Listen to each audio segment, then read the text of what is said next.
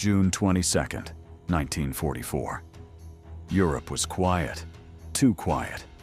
The world's attention was glued to Normandy. Headlines screamed D-Day. Every broadcast, every newspaper, every whisper repeated the same story. But far to the east, hidden behind forests, rivers, and villages scarred by years of war, a storm was quietly gathering. Millions of men, thousands of tanks, hundreds of aircraft, every step meticulously planned, every maneuver hidden. And when dawn broke, Germany's Army Group Center, the pride of the Eastern Front, would vanish. This was Operation Bagration, the secret strike that history almost forgot. By mid-1944, Germany was stretched thin.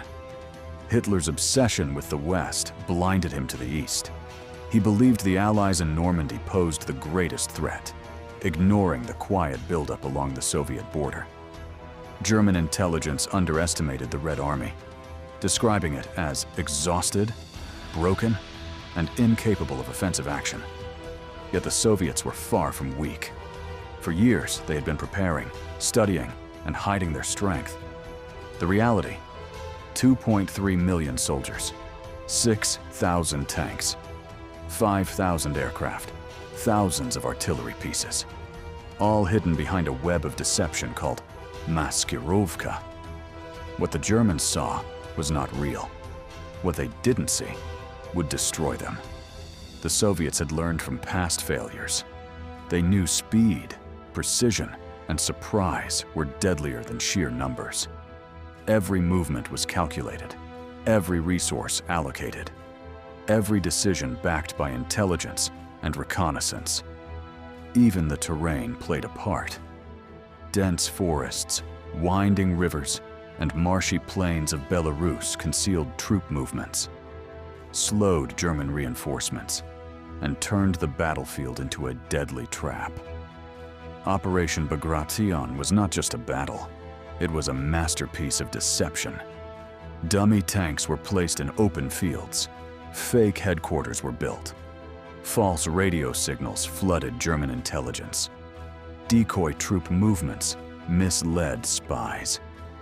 Every layer was designed to convince the Germans that the Soviet army was weak, divided, and unprepared. The Germans watched, reporting what they expected.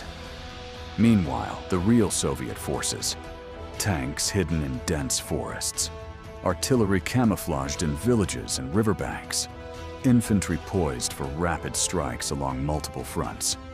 Commanders coordinated secretly. Officers memorized every crossing, every hill, every forest edge. Spies were fed lies. German intelligence became a puppet in the hands of Soviet planners. By June 21st, everything was in place. The trap was set, and the Germans were blind to it. Soldiers on the ground later recalled, "We moved like ghosts. No one saw us coming. Not even the enemy." The night before the operation, Soviet camps were silent. Soldiers checked their weapons, whispered to comrades, and prepared mentally for the storm ahead. Commanders studied maps by candlelight. Every river, forest, and village memorized. Orders given quietly, without drawing attention. German troops slept unaware. They believed the Soviets were weak, that the front was stable. One officer wrote, "We trained for months, but none of us could imagine the scale of what was coming. It was as if the earth itself would rise against us." The tension was palpable. Soldiers whispered stories of past battles, sharing fears, hopes, and the unspoken understanding that nothing would ever be the same come morning. At the first light of June 22nd, the Red Army struck. Artillery roared across Belarus, a deafening chorus of destruction. Tanks rolled through forests and fields. Aircraft dove from the sky, bombing and strafing German positions. Infantry surged forward in waves, coordinated and relentless.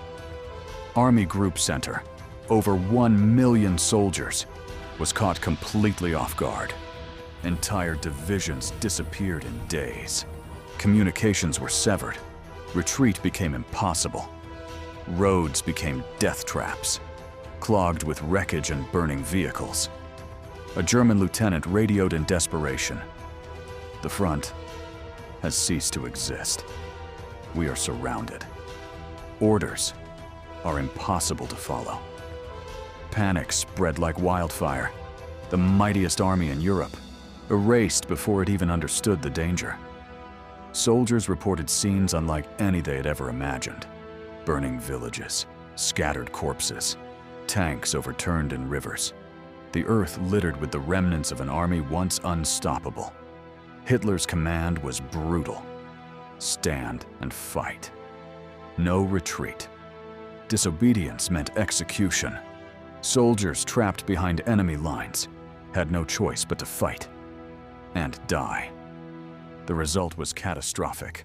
Roads clogged with destroyed tanks, columns of fleeing soldiers torn apart by artillery, burning villages marking the relentless Soviet advance.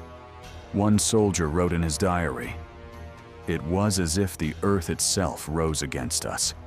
Morale collapsed. Fear gripped entire divisions. German officers tried to coordinate, but the scale of the disaster was beyond comprehension. By July, the devastation was staggering. 28 German divisions annihilated, over 400,000 casualties.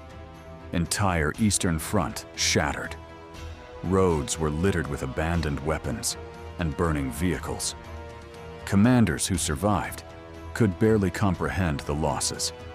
The Red Army's careful preparation and deception had paid off in full.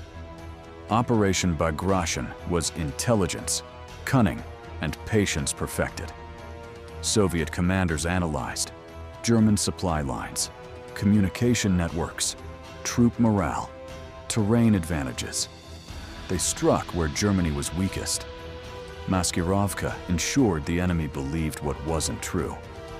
By the time Berlin understood reality, it was too late. German soldiers wrote in diaries, "We thought we were in retreat. The front simply disappeared." Soviet accounts captured silence, then chaos. We moved through villages abandoned by the enemy, as if the ground itself had swallowed them.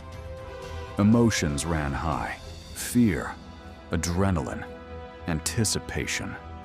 Soldiers realized the scale of the machinery they were part of.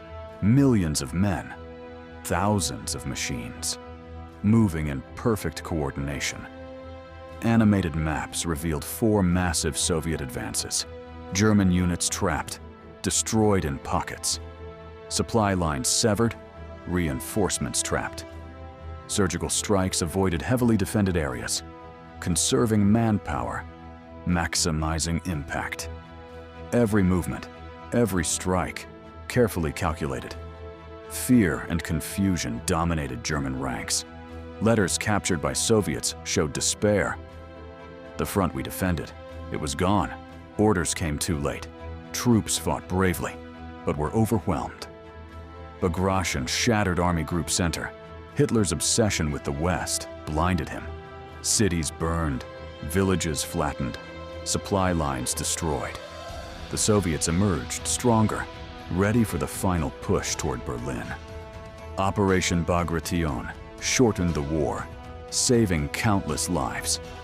Textbooks celebrate Normandy, but Bagration, almost invisible.